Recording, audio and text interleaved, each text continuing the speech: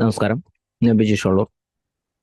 നമുക്ക് Nifty, bank Nifty, fin നിഫ്റ്റിയിൽ എന്തൊക്കെയാണ് സംഭവിച്ചിരിക്കുന്നത്, വരും ദിവസങ്ങളിൽ നമുക്ക് എങ്ങനെ മാനേജ് ചെയ്യാം, അതിന് മുൻപ് തന്നെയായിട്ട് കഴിഞ്ഞ ദിവസത്തിൽ മാർക്കറ്റിൽ സംഭവിച്ച് നമുക്ക് ജസ്റ്റ് ഒന്ന് നോക്കാം. എപ്പോഴും റൈറ്റ് ആയിട്ടുള്ള നമുക്കൊരു എൻട്രി കിട്ടണമെങ്കിൽ റൈറ്റ് ആയിട്ടുള്ള ഒരു സപ്പോർട്ട് റെസിസ്റ്റൻസ് അനുസരിച്ച് ട്രേഡ് ചെയ്താൽ എപ്പോഴും എക്സാക്റ്റ് ആയിട്ടുള്ള ഒരു ട്രെൻഡിൽ നിലനിൽക്കാനായിട്ട് സാധിക്കും. പ്രോഫിറ്റ് പോകാതെ നമുക്ക് പ്രോഫിറ്റ് ബുക്ക് ചെയ്യാനും റൈറ്റ് സപ്പോർട്ട് റെസിസ്റ്റൻസ് സഹായിക്കും. ഇപ്പൊ നിഫ്റ്റിയെ കുറിച്ച് നമ്മൾ അതിൽ പറഞ്ഞിരുന്നത്, നിഫ്റ്റി ഓപ്പൺ ചെയ്യുന്നത് 22,475 മുകളിലാണെങ്കിൽ ബൈ സെന്റിമെന്റിലാണ്. ബൈർ ഓപ്പർച്യൂണിറ്റി യൂട്ടിലൈസ് ചെയ്യാം. ചെറിയ ടൈം ഫ്രെയിലോ വലിയ ടൈം ഫ്രെയിലോ ബൈർ ഓപ്പർച്യൂണിറ്റി കിട്ടിയ യൂട്ടിലൈസ് ചെയ്യാം. പക്ഷേ 22,530 റെസിസ്റ്റൻസ് നൽകിയിരുന്നത്. നമ്മളിവിടെ റെസിസ്റ്റൻസ് നൽകുമ്പോൾ പറഞ്ഞിരുന്നു, റെസിസ്റ്റൻസ് നൽകുന്നുണ്ടെങ്കിൽ ആ റെസിസ്റ്റൻസിന്റെ അടുത്ത് നിന്ന് പ്രോഫിറ്റ് ബുക്കിംഗ് വരാൻ സാധ്യതയുണ്ട്. നമ്മളായാലും അതുപോലത്തെ ഒരു റെസിസ്റ്റൻസുകളാണ് സപ്പോർട്ടുകളാണ് നമ്മൾ നൽകാറുള്ളൂ.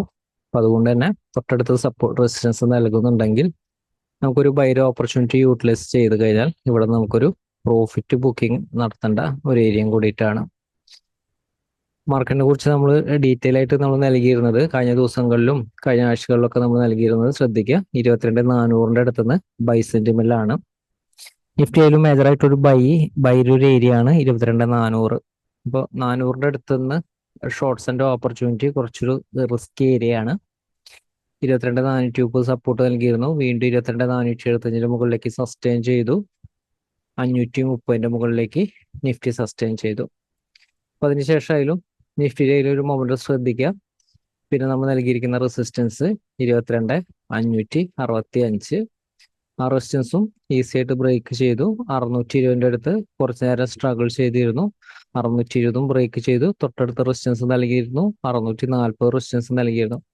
നമ്മൾ ഈ തൊട്ടടുത്ത് നിഫ്റ്റിയുടെ സപ്പോർട്ട് റെസിസ്റ്റൻസ് ഒക്കെ നൽകുമ്പോൾ നിഫ്റ്റി അതേപോലത്തെ ഒരു മൊമെന്റത്തിനാണ് ഒരു സാധ്യത. അപ്പോൾ വലിയൊരു പ്രോഫിറ്റിലേക്ക് വെയിറ്റ് ചെയ്തിരുന്നിട്ട് കാര്യമില്ല. നമ്മളെപ്പോഴും പ്രോഫിറ്റ് ആയി കഴിഞ്ഞാൽ റെസിസ്റ്റൻസിന്റെ അടുത്ത് തന്നെ എക്സാക്റ്റ് ആയിട്ട് ബുക്ക് ചെയ്യുക. നമ്മൾ നിഫ്റ്റിയിലെ ഈ ഒരു മൊമെന്റത്തിനെ കുറിച്ച് കഴിഞ്ഞ ദിവസങ്ങളിലെ വീഡിയോസിലൊക്കെ നമ്മളത് സൂചിപ്പിച്ചിരുന്നതാണ്. നിഫ്റ്റിയുടെ ഒരു ലോങ് ടൈം വ്യൂ എപ്പോഴും മനസ്സിലാക്കണം. നിഫ്റ്റി 22,400 അടുത്തുനിന്ന് സ്ട്രോങ് ആയിട്ടുള്ള ഒരു ബൈ സെന്റിമെന്റിലാണ്. ആ ഒരു മൊമെന്റം 22,700 റേഞ്ച് വരെ എക്സ്പെക്ട് ചെയ്യാൻ പറ്റുമെന്ന് നമ്മളത് സൂചിപ്പിച്ചായിരുന്നു. കഴിഞ്ഞ ദിവസത്തിൽ നമ്മളിങ്ങനെ മാർക്ക് ചെയ്ത് തന്നിട്ടാണ് ഈ ഒരു ലെവല് പറഞ്ഞിരുന്നത്. അപ്പോൾ ഇനി നിഫ്റ്റിയിലെ ഒരു റെസിസ്റ്റൻസ് 22,700-800 ഇടയിലാണ് ആ റെസിസ്റ്റൻസ്. ആ റെസിസ്റ്റൻസിന്റെ അടുത്തേക്ക് എത്താനുള്ള ഒരു സാധ്യത വളരെ കൂടുതലാണ്. പക്ഷെ നിഫ്റ്റി ആയാലും എക്സാക്റ്റ് ആയിട്ട് സപ്പോർട്ട് റെസിസ്റ്റൻസ് അനുസരിച്ച് മാനേജ് ചെയ്യുക. മൊമെന്റം ഏത് രീതിയിലാണ് മൂവ് ചെയ്യുന്നത് നമുക്ക് പറയാനായിട്ട് സാധിക്കില്ല. അതുകൊണ്ട് തന്നെ റൈറ്റ് ഒരു സപ്പോർട്ട് റെസിസ്റ്റൻസ് ആണ് റൈറ്റ് ആയിട്ടുള്ള ട്രെൻഡിൽ നിലനിൽക്കാനായിട്ട് സഹായിക്കുന്നത്.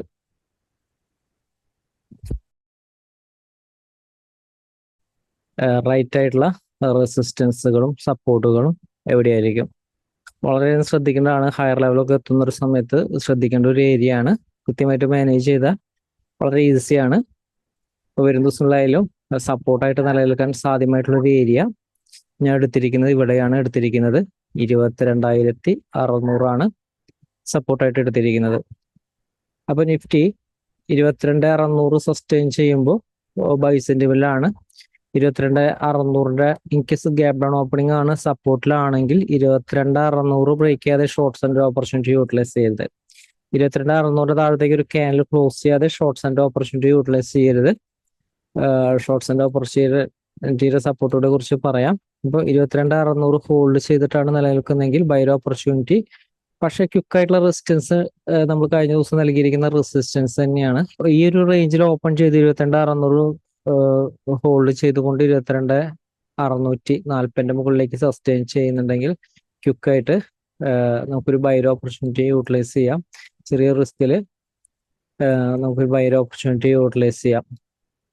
ഇപ്പോൾ നിഫ്റ്റി ഓപ്പൺ ചെയ്യുന്നത് ഇൻ കേസസ് പറയുന്ന ഒരു സപ്പോർട്ടിന്റെ ഒരു മുകളിലാണ്, 22,640 ഒരു മുകളിലാണ്. ബൈർ ഓപ്പർച്യൂണിറ്റി ചെറിയ ടൈം ഫ്രെയിമിൽ കിട്ടിയാലും യൂട്ടിലൈസ് ചെയ്യാം. ഹയർ ലെവല് റെസിസ്റ്റൻസ് നമുക്ക് നോക്കാം.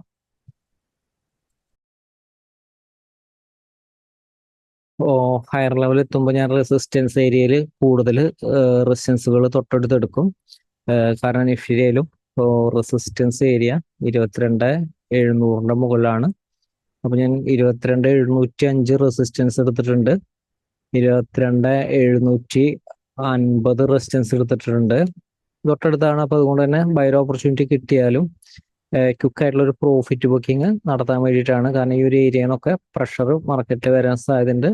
വളരെ ഈസി ആയിട്ട് ബ്രേക്ക് ചെയ്ത് പോകുന്നതെങ്കിൽ ഇന്നത്തെ ഒരു ബാങ്ക് നിഫ്റ്റിയുടെ മൊമെന്റം പോലെ മൂവ് ചെയ്യും. ഞാൻ ഇന്നത്തെ ബാങ്ക് നിഫ്റ്റിയുടെ കാണിച്ചു തരാം.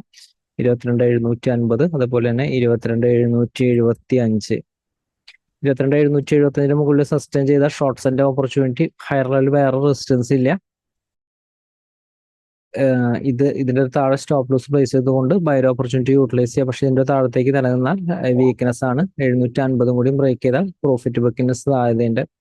എക്സാക്ട് ആയിട്ട് ഈ ഒരു സപ്പോർട്ട് ജസ്റ്റ് ഒന്ന് മാർക്ക് ചെയ്തിട്ട് കഴിഞ്ഞാൽ, വരുന്ന പോകുന്ന ദിവസത്തിൽ ജസ്റ്റ് ഒന്ന് മാർക്ക് ചെയ്തിട്ട് കഴിഞ്ഞാൽ തന്നെ നിങ്ങൾക്ക് തന്നെ എക്സാക്ട് ആയിട്ടൊരു ഡിസിഷൻ എടുക്കാനായിട്ട് സാധിക്കും. In case buyer opportunity, shorts and opportunity എടുക്കുന്ന ഒരു സമയത്തായാലും ചെറിയ റിസ്കിൽ ട്രേഡ് ചെയ്യാനായിട്ട് ശ്രമിക്കുക. അപ്പൊ നിഫ്റ്റിയിൽ ഓപ്പൺ ചെയ്യുന്നത് ഗ്യാപ്പ് അപ്പ് ഓപ്പണിംഗ് ആണ്. ഈ ഒരു ലെവലിലൊക്കെയാണ് ഓപ്പൺ ചെയ്യുന്നതെങ്കിൽ ശ്രദ്ധിക്കുക. റെസിസ്റ്റൻസിന്റെ അടുത്ത് എത്തിയിട്ടാണ് തീരുമാനം എടുക്കേണ്ടത്. 705 മുകളിലേക്ക് സസ്റ്റെയിൻ ചെയ്യാതെ ബൈർ ഓപ്പർച്യൂണിറ്റി യൂട്ടിലൈസ് ചെയ്ത്, അല്ലെങ്കിൽ ഈ റേഞ്ച് ചെയ്യുന്ന ഷോർട്ട്സ് ആൻഡ് ഓപ്പർച്യൂണിറ്റി യൂട്ടിലൈസ് ചെയ്യാം. 22,640 സപ്പോർട്ട്, 22,600 സപ്പോർട്ട്. 705 മുകളിലാണ് ഓപ്പൺ ചെയ്യുന്നതെങ്കിൽ ബൈർ ഓപ്പർച്യൂണിറ്റി ചെറിയ ടൈമിൽ കിട്ടിയ യൂട്ടിലൈസ് ചെയ്യാം.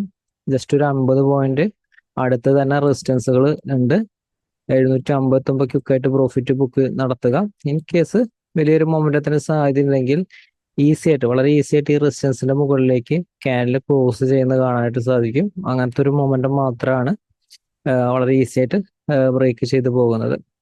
അപ്പൊ നിഫ്റ്റിയിലായാലും ഇത്തരം സപ്പോർട്ടുകൾ നോക്കാം. ലോവർ ലെവൽ സപ്പോർട്ട് നമുക്ക് നോക്കാം.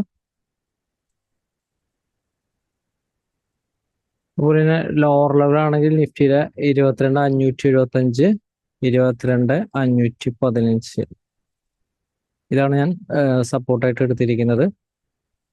അപ്പൊ നിഫ്റ്റി ഓപ്പൺ ചെയ്യുന്നത് 22,600 താഴെയാണ്.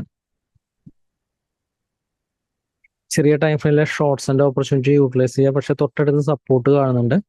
22,575 ഹോൾഡ് ചെയ്ത് 600 മുകളിലേക്ക് സസ്റ്റെയിൻ ചെയ്യുന്നുണ്ടെങ്കിൽ ബൈറേഴ്സ് ലെവലിലാണ്.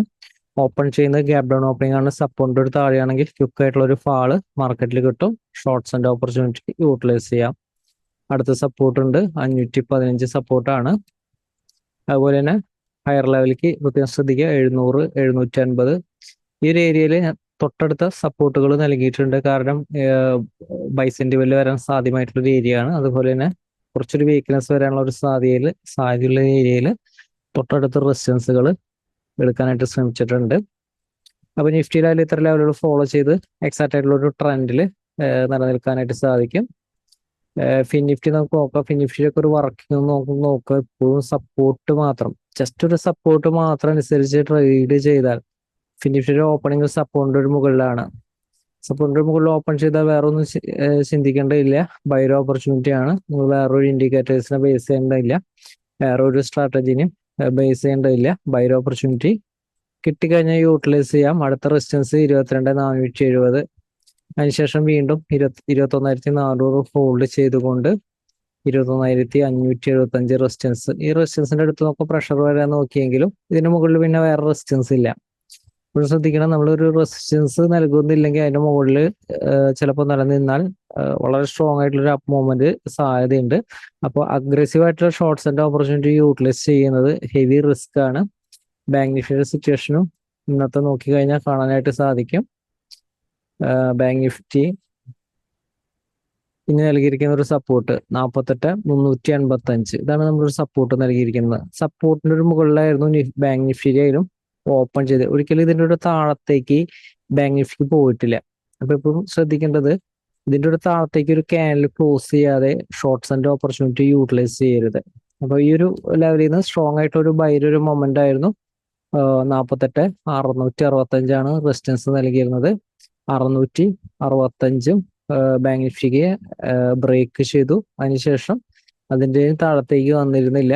സ്ട്രോങ് ആയിട്ടുള്ള ഒരു അപ്പ് മൂവ്മെന്റ് അവസാനം വരെ ഒരു ഹെവി വോളിയത്തിലുള്ള ഒരു അപ്പ് മൂവ്മെന്റ് ആയിരുന്നു ബാങ്ക് നിഫ്റ്റി കണ്ടിരുന്നത്.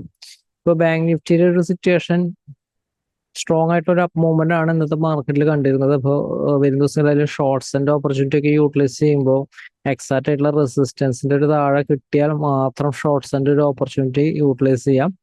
ബാങ്ക് നിഫ്റ്റി ഓൾ ടൈം ഹൈയിലാണ് ബാങ്ക് നിഫ്റ്റി നിലനിൽക്കുന്നത്.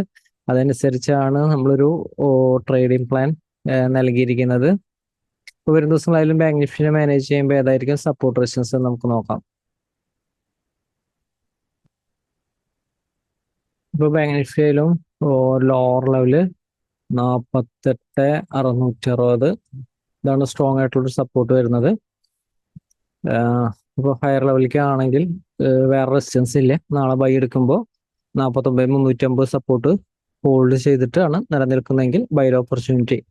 പക്ഷെ ഇതിന്റെ ഒരു താഴത്തേക്ക് ഒരു ക്യാൻഡിൽ ക്ലോസ് ചെയ്താൽ, ചെറിയ ടൈം ഫ്രെയിമിൽ വലിയ ടൈം ഫ്രെയിമിൽ ഒരു ക്യാൻഡിൽ ക്ലോസ് ചെയ്താൽ നമുക്ക് ഷോർട്ട്സിന്റെ ഓപ്പർച്യൂണിറ്റി യൂട്ടിലൈസ് ചെയ്യാം.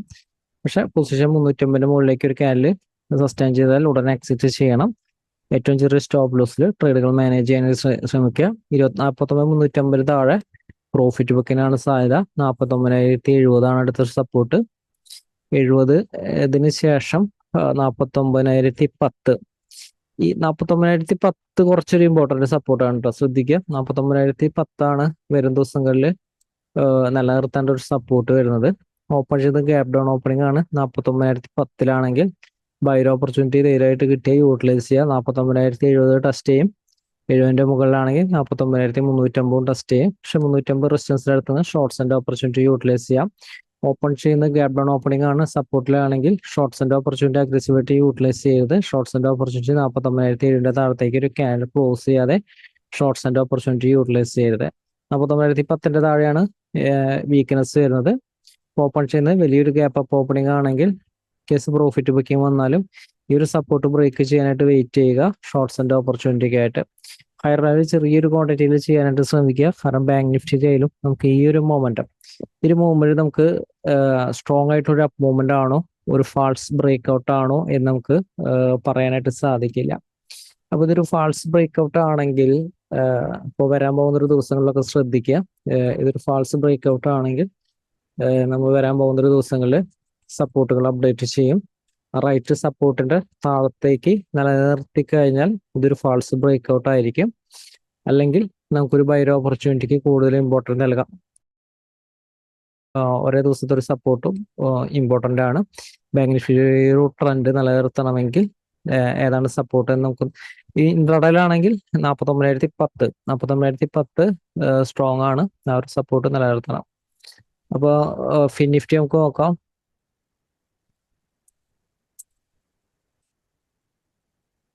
ഫിൻ നിഫ്റ്റിയുടെ സിറ്റുവേഷൻ എക്സാക്റ്റ് ആയിട്ട് ഒരു സപ്പോർട്ടിൽ നിന്ന് ബൗൺസ് ചെയ്ത് പോയിരിക്കുന്നതാണ്.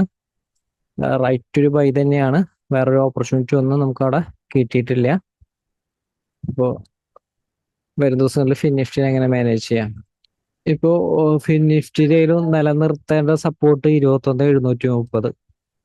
ഇൻട്രാഡേയിൽ 21,730 മുകളിലാണെങ്കിൽ ഈ ഒരു ലെവലിൽ നിന്ന് ബൈ ഓപ്പർച്യൂണിറ്റി കിട്ടിയ യൂട്ടിലൈസ് ചെയ്യുക. പക്ഷെ ഇതിന്റെ താഴെയാണ് ഓപ്പൺ ചെയ്യുന്നത്, ചെറിയ ടൈം പോലെ ഷോർട്ട്സിന്റെ ഓപ്പർച്യൂണിറ്റി യൂട്ടിലൈസ് ചെയ്യാം. ക്വിക്ക് ആയിട്ടുള്ള ഒരു പ്രോഫിറ്റ് ബുക്കിംഗ് വരും. അടുത്ത സപ്പോർട്ട് വരാം 21,665 സപ്പോർട്ടാണ്. 665 ഹോൾഡ് ചെയ്യുമെങ്കിൽ പ്രോഫിറ്റ് ബുക്ക് ചെയ്യുക. ഇതും ബ്രേക്ക് ചെയ്താൽ 630. തൊട്ടടുത്ത സപ്പോർട്ടുകൾ നൽകിയിട്ടുണ്ട്. 630 സപ്പോർട്ട് നൽകിയിട്ടുണ്ട്. അതിന് താഴെ 21,575 സപ്പോർട്ട് നൽകിയിട്ടുണ്ട്. അപ്പോൾ ഫിൻ നിഫ്റ്റി ആയാലും ഓപ്പൺ ചെയ്യുന്നപ്പോഴും ശ്രദ്ധിക്കുക, സപ്പോർട്ടിലാണോ റെസിസ്റ്റൻസ് ആണോ നോക്കുക. അതനുസരിച്ച് എക്സാക്റ്റ് ആയിട്ട് സപ്പോർട്ട് റെസിസ്റ്റൻസിന്റെ അടുത്തുനിന്ന് എപ്പോഴും തീരുമാനം എടുക്കുക. In case gap down opening ആണ്, സപ്പോർട്ടിലാണെങ്കിൽ ബൈ ഓപ്പർച്യൂണിറ്റിക്ക് കൂടുതൽ ഇമ്പോർട്ടൻസ് നൽകുക. റെസിസ്റ്റൻസിന്റെ അടുത്തുനിന്ന് ഷോർട്ട്സിന്റെ ഓപ്പർച്യൂണിറ്റിക്ക് യൂട്ടിലൈസ് ചെയ്യാം. അപ്പോൾ നിഫ്റ്റി ആയാലും ശ്രദ്ധിക്കേണ്ട ഒരു ഏരിയ ആണ്. ഹയർ ലെവലിൽ എത്തുമ്പോൾ നമ്മൾ ഈ ഒരു ലെവലിൽ നിന്നൊക്കെ 21,400 റേഞ്ചിൽ നിന്നൊക്കെ നമ്മൾ ബൈക്കാണ് കൂടുതൽ ഇമ്പോർട്ടൻസ് നൽകിയിരുന്നത്. പക്ഷെ ഇനി വളരെ ശ്രദ്ധിക്കേണ്ട ഒരു ഏരിയ ആണ് ഹയർ ലെവലിൽ എത്തിക്കഴിഞ്ഞാൽ. അതുപോലെ തന്നെയായിരിക്കും ഫിൻ നിഫ്റ്റിയും ബാങ്ക് നിഫ്റ്റിയും ഒക്കെ വരുന്നത്. അപ്പൊ അതിനനുസരിച്ച് എപ്പോഴും ട്രേഡുകൾ പ്ലാൻ ചെയ്യുക. മാർക്കറ്റിലെ വലിയ അവസരമായിട്ട് നമുക്ക് വരും ദിവസം അപ്ഡേറ്റിൽ വീണ്ടും കാണാം. എല്ലാവരെയും വലിയ ഷെയറുകളും കമ്പനികളും പ്രതീക്ഷിക്കുന്നു. എല്ലാവർക്കും നന്ദി.